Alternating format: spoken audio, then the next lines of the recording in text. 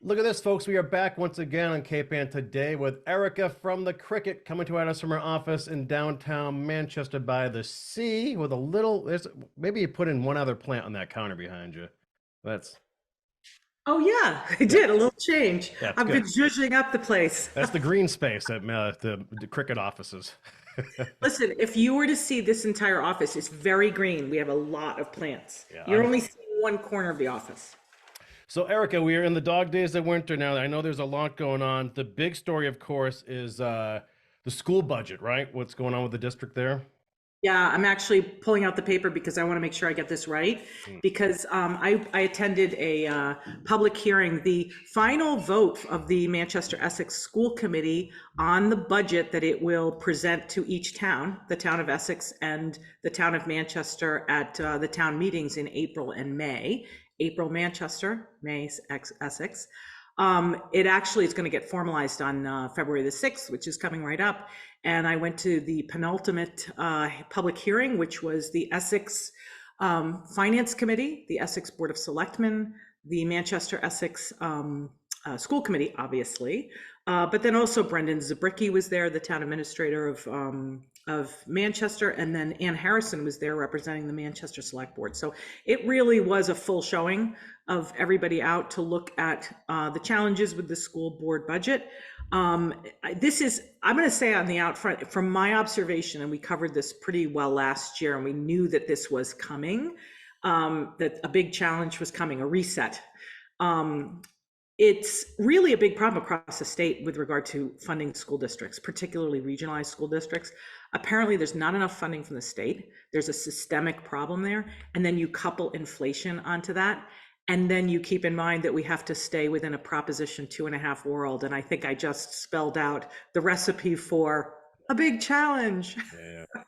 And that's exactly what's happening. So it's a $30 million budget. It's a little over $30 million right now. The assessments for each town are really up. Even Manchester's up. The school district tries to stay within 3.5%. That's their goal every year. And they're usually really good at doing that. Last year, Essex narrowly avoided kind of an override. But right now, the average assessment increase is 6.53%. And that's because Essex's is up 8.45%, which is significant. Mhm. And then Manchester's is up 5.43%. And think about it, there's a lot of things that are happening that are driving this. Number one, we have big capital expenditures, which are now unavoidable, right? So you have things like unsafe fields at the school. So those need to be addressed.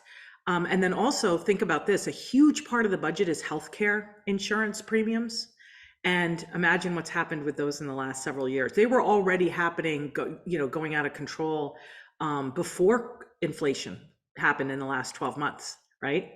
So that is just this huge bear to wrangle.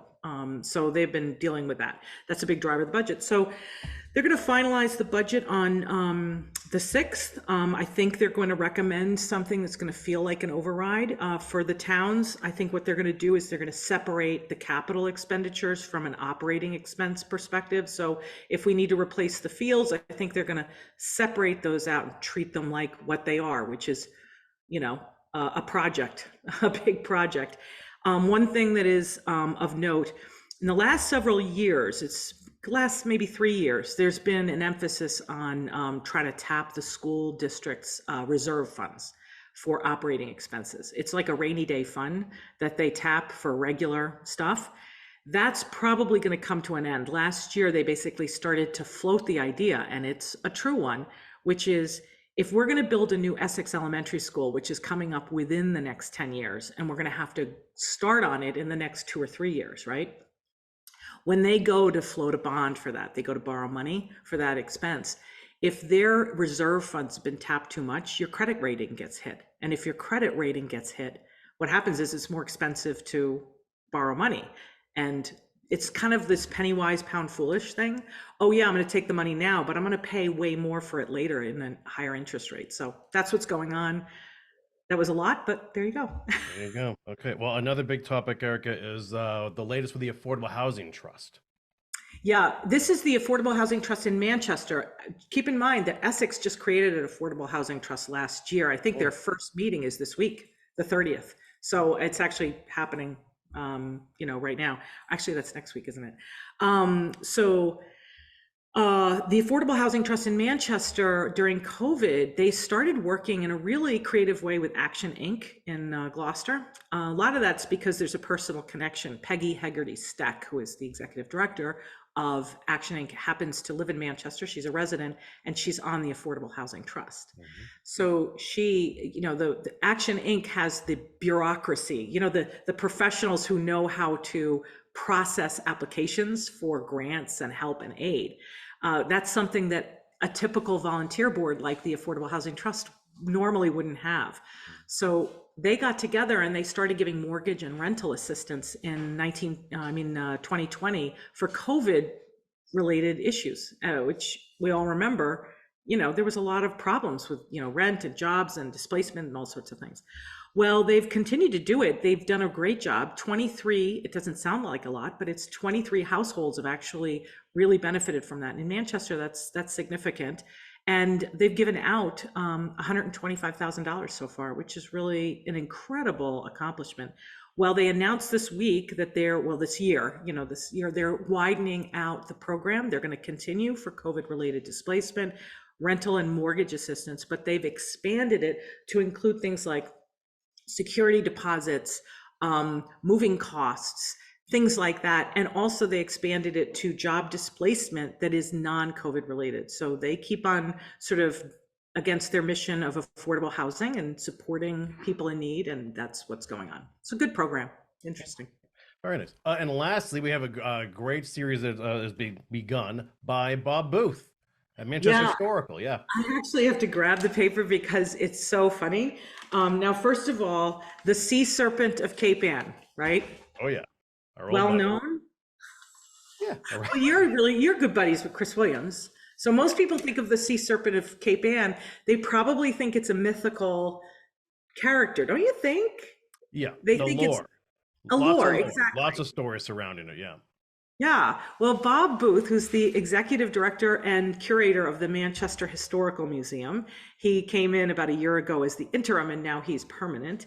He's going to start, as you just said, a biweekly column in the Cricket on historical bits. And his first piece is on an artifact that they have at the Historical Museum that kind of surprised me. And it's a real drawing by Joseph Lee in 1817 about a common sighting. It wasn't a hoax, and it was seen by many people that summer in 1817 of a sea serpent 100 feet long. And he wasn't the only one to see it. And the artifact at the museum is a beautiful drawing by Joseph Lee that summer of the serpent with a description, a full description written out in hand about it. And it was really amazing. He said that he saw it for 20 minutes in Kettle Cove, which is over by Magnolia. So he saw it and other people saw it. He said that it was about 100 feet length as far as he could judge. And he could not tell its bigness. He couldn't ascertain its bigness. However, that same day, a little further up on Cape Ann, around 10 Pound Island, and that day, by the way, was the 15th of August in 1817, a diary keeping minister who was at the East Church, his name was William Bentley, he wrote, "We have heard from Gloucester that a Norway kraken," I love that, "a Norway kraken had visited the harbor within 10 Pound Island." And it talked about how big it was. And it had a head like a horse. I love that. And that his body couldn't really tell how big its body was, but when it popped out of its water, the body looked like buoys, a row of kegs, or a row of large casks. I Pretty love cool. that. Now, I I wonder what think it that was. Essex metal sculptor Chris Williams, I think you worked off of that drawing, I believed. Yeah. And when Oh, did he? yeah, I believe so, and created And he used it to base his sculpture, which now sits right in front at the doorway at Cape Ann Museum. Cape Ann Museum. It's such a beautiful, and by the way, every time I don't think I've seen that sculpture or stopped to look at it when I've been walking by on Pleasant Street without kids like just hanging, like playing with it and having a great time. It is kind of interesting to know that there's a real story behind that. Yeah. And the drawing is really beautiful and we're kind of cool. It's rudimentary, but it's really awesome. Anyway, so it was a great piece. And Completely freaked people out back then. oh my gosh. Seeing I it mean, from shore. they said that it wasn't a hoax and that there were many, like almost, tens of people who actually saw it within that period of time all around Cape Ann, which, I love. Why was it called a Norway Kraken? I don't know. That's a good point.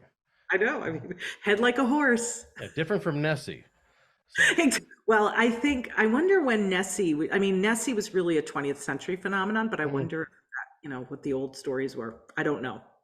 Anyway. Yeah, look out for, there are some stories out there about the Cape Ann sea serpent. You can start with Bob Boos each week at the Crick Day now. And I guess in every other week, we'll have something special from Bob too. So he's a great guy. He knows this stuff. So that should be a fun series. So, Yeah. Erika, thanks for your time once again. We'll see you this time next week. Bye. Interested in a sponsorship? Email sponsor@1623studios.org to learn more.